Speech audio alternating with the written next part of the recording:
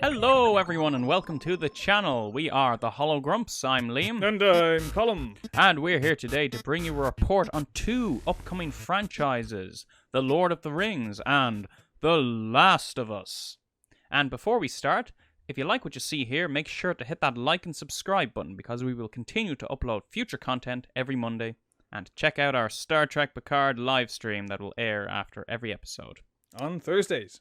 Okay, so Colm, do you want to take us away? So the first one we're going to talk about here is The Lord of the Rings, the series being produced by Amazon, the $1 billion series.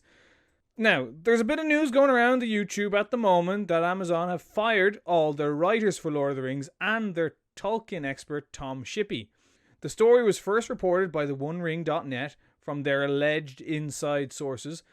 The Hologrumps decided to do some research, see what's what. The showrunners are J.D. Payne and Patrick McKay. They've no substantial credits, and they're uncredited credits for Star Trek Beyond. Whatever that is. An uncredited credit. Yes. They don't even have wiki pages on them yet. Before we get into the research, I think it's only fair to say that we can't find any sources to corroborate these claims of people being fired. And maybe we're just not looking in the right places, but we did a lot of digging before we made this video and kind of came up empty. So take it for what it is. Okay, so looking at the writers of the show, we actually looked at all of their Twitter accounts just to see what they've been up to. Brian Cogman, of course, from Game of Thrones, has no Twitter account, so we couldn't find anything on him. Jason Cahill, writer for Sopranos and Fringe, nothing really on him. Couldn't even find his Twitter account, so that was a dead end as well. Justin Doble, writer for Stranger Things. The only thing that I noticed on his account is he doesn't have Lord of the Rings listed in his bio. Maybe it was there, maybe it wasn't there. I can't tell. I was hoping to find an old page, but no look. Stephanie Folsom, no posts about Lord of the Rings. Jennifer Hutchinson, couldn't find anything because there's just a non-ending, incoherent stream of babble. Glenise Mullins, she's been asking people to stop sending her audition tapes because she has no say in the casting of the show. So, still nothing really about whether or not she was fired.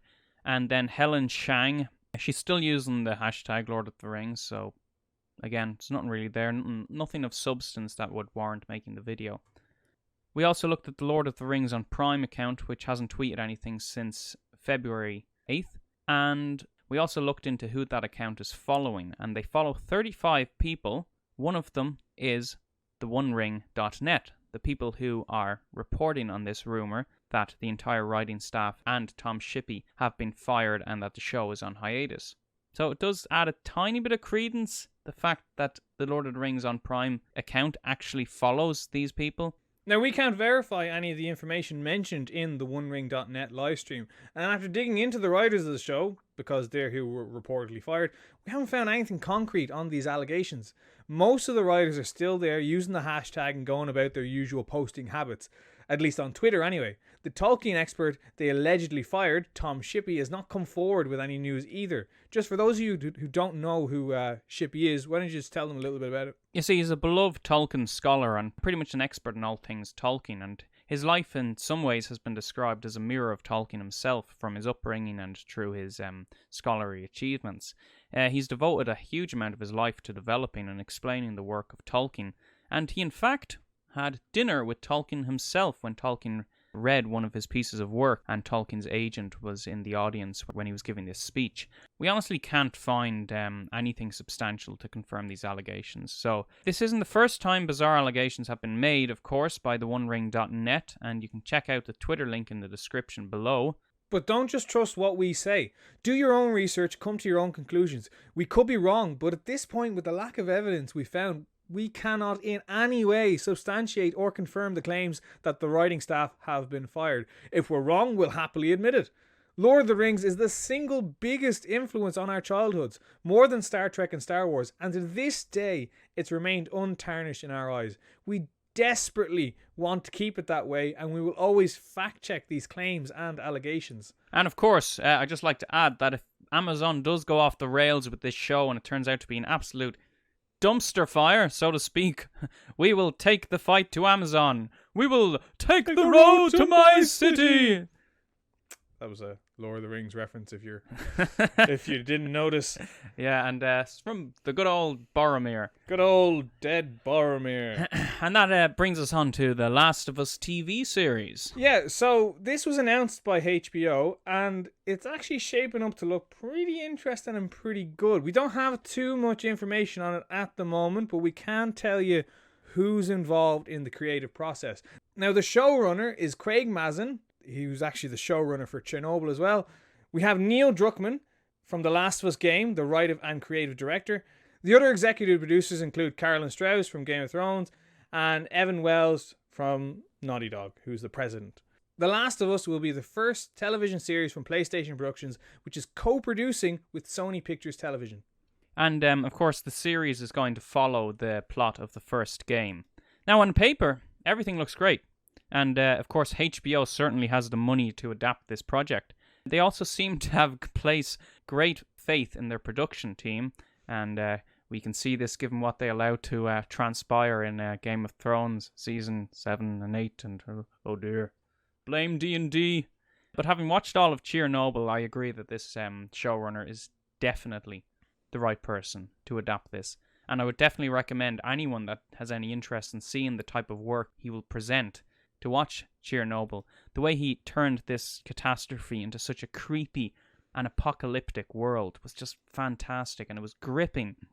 Now, that's not to say absolutely everything in it was interesting, but with The Last of Us, he has such a rich source material to adapt, and I'm very confident that he can do it. The other thing about the zombie plague in The Last of Us, of course, is that it taps into your deepest fears about how these things could become a reality.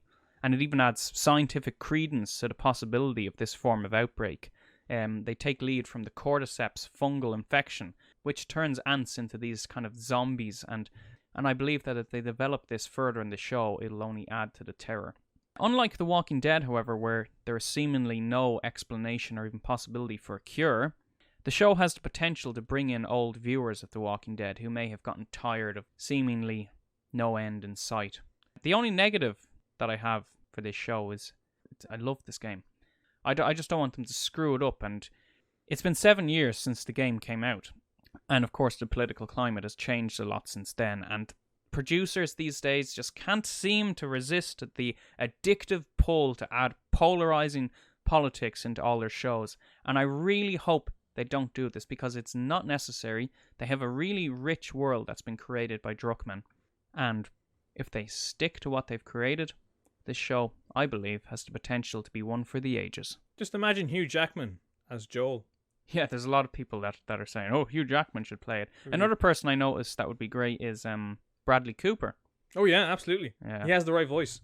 Okay, and we're going to close it out there. So, if you like what you saw, if you enjoyed what you see, hit the like button, hit the subscribe button, hit the bell notification as well, and always comment below your opinions on upcoming shows.